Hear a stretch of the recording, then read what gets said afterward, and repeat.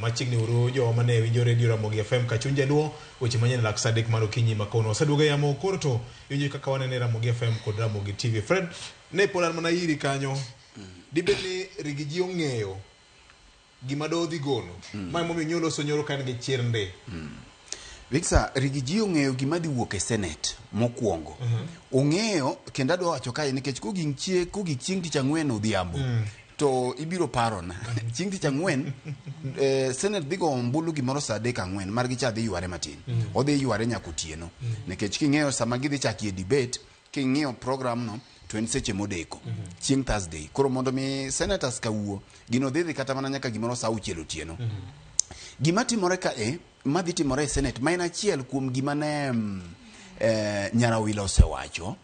Nyarawilo owacho gimomiyo Senate nyocha ne oamua mondo mi kik gichuo kamiti mar ji 11 mabedo ni Senator Sifuna notamore second gicha second motion no ne en by design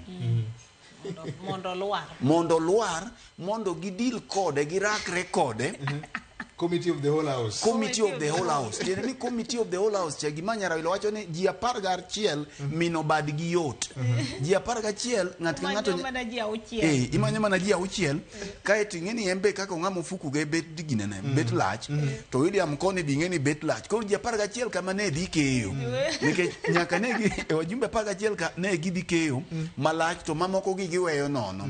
To gidwa ni gicham gini gitema kata ka ng'ato godho gi bor to gite ng'at ka to agima mano namba chiel namba 2 en William Ruto ok dwa ni the Kenya kata the nation obede state mar anxiety anxious moment for a long time nekech ing'eni ka ne kamiti ni chuog de chuo kamiti ma ji 11 to koka ne gidhi timo 10 days yes 10 days ka gikawo pach jopiny Rigathi Gachagua biro e nyimgi gidhi miyo dhano thuolo koro 10 days ni gidhi investigate gini koka gindiko lipodgi ma gibiro chwalo e nyim od bura mar Senate ndalo 10 gi tiende ni kanye kama jo media biro bedo karango mane mbaka magore ka in president to kidwar ni mondo piny obedi e situation machalo kamano koro the shortest time monyalo timo mondo mi orudhre gi Gachagua chwad piny ogol mapiyo piyo is the better ne the president mara country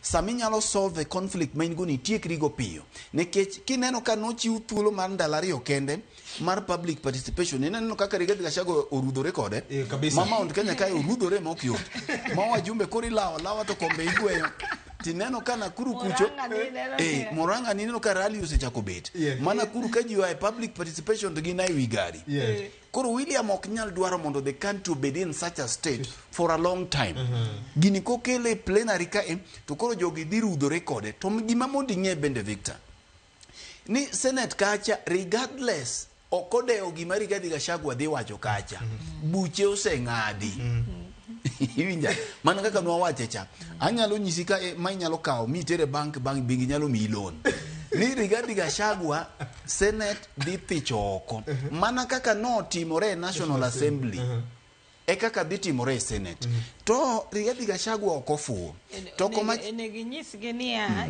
jo Senate wan gi senators Rauchel Gabirio namba midwaro en 2/3 ma en 45 yes tanya nyisi no nyalo odhi jok madhi thiche oko dhi go 50 gi wiye mano be akawa tere banka ka loan senators gi bende riek gimbe pod gidwa ni gichieme e Senate ka ng'at madhi ataro gi paro mara William Ruto kaka dwaro kech William Ruto sani ng'eni jogo mbaka gi ODM mano gima wang'eyo jogi joma timo ng'o jogi jometho kanyakla koro ng'amodhi ataro kacha to intimidation madhi luwo kech magi e siasa ibiro winjo ni ng'ato gole committee ibiro winjo ni ng'ato gol chairman mar committee ma entiene kech odhi ataro mobedo nominated ka ng'ama obedo nominated ing'eni chalo ng'ama nyiedho dera riemba ma dera riemba kinyiedho tinyiedho king'iyo rangach to kata kipuro kode to kidhi kawo pesa ng'ato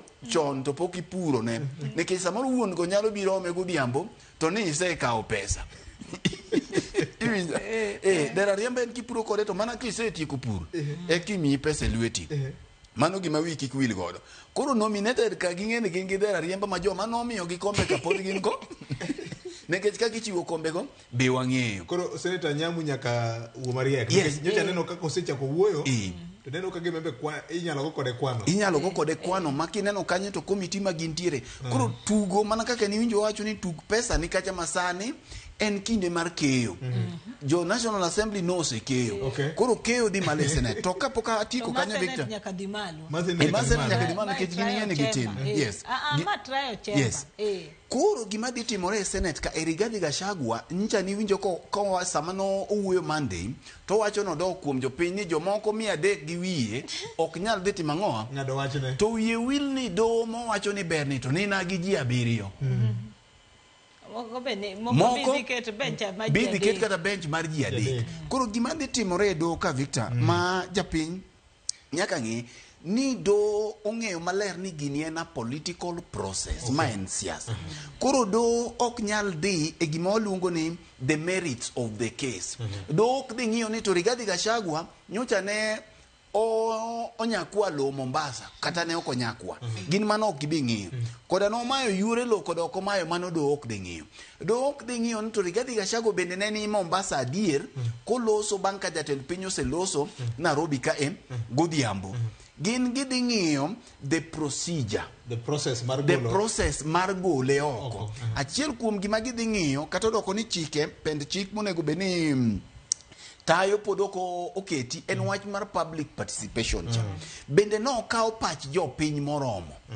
Iwinja mai momiyo do National Assembly nyocha ne riek to king'iyo to ni neno ka jaod bura Masuba South Mili Suba North Mili Mabona ni neno ka otemo chiwo report moro kaka wach public participation nyocha no wuok gombulu no gitemo pedho mbele kacha mondo miging'i ni gidhi nyiso do ni gima timore kanan Suba North jok makama no support gini jok makama gini oko support. Mai momiyo kinde public participation ncha ni winjo kama Mount Kenya kata jomoko ncha ywak ni jomoko ncha ni mane gari to timo ang'o goma na tik mano to koro gine maging'eyo.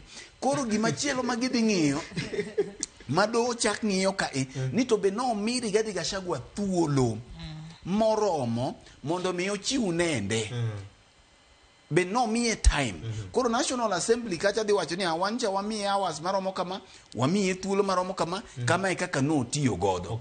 Ineno owuoth nyaka councils make. Owuoth nyaka gi councils make. Koro mane gima dhi ng'iyo to Victor mogik makoro en chuny wach. Dag wach kama koro wacho dak ema. Mamiyo wawacho ni William Ruto wawacho ni Rigathi Gachagua dhi dala. Keny ni osekethore. Ntiere gima Nyarawila wacho kacha ni jokanisa nyojo temo jotend din to gin bende yudo ka gini obago gima mano ben mbaka mwabiro goyo chien kacha malach. Neno ka jatend Anglican Ole Sapit nyo wuoyo to kata doko ni gi wuoyo to jogi ok winjgi. Mae momiyo Victor onego pogruok bedie maler e kind kanisa gi jo siasa. Nikech sa koro gik mido ka kanisni mamoko kuonde mano omenda dhie gi gunia ka ng'acha nosetiekore kodi. Koro sani kidwa duogo ne ni dwa siemo wang'i tarambe manyocha nogero kanisa ene manogoyo law ma bishop orwako kuom ranyisi ene ma en go kata mana e gweng' kucho mutoka ma bishop riembo kae to koro bishop ni koro neno ka dwa wuoye wang' tar mari ing'eyo yom bishop nikech iseng'eyo kama ntiere. Koro mae momiyo josiasa gi ok winjgi. To kama bire chuny wach Victor en ma Edoka William Ruto koka dhi tugo gini maber. Kendo kona mineno tiele Rigathi Gachagua ni kona moheroga.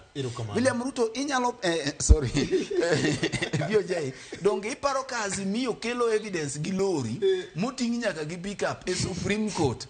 Inyalo paro to gi kaka no tugo gicha 900 and something mokel evidence. Koro kata to kibuog William Ruto go kinde manitie. Nikech ing'eni kodonje telo. Judges mane Uhuru Kenyatta mar Court of Appeal mane Uhuru Kenyatta no rem keto e tich. No keto gi tich. Jomo kalo chien. Jogi benyo bedo awarded pesa mona crew ndalo cha. Tapenji Victor. Edo achiel ni.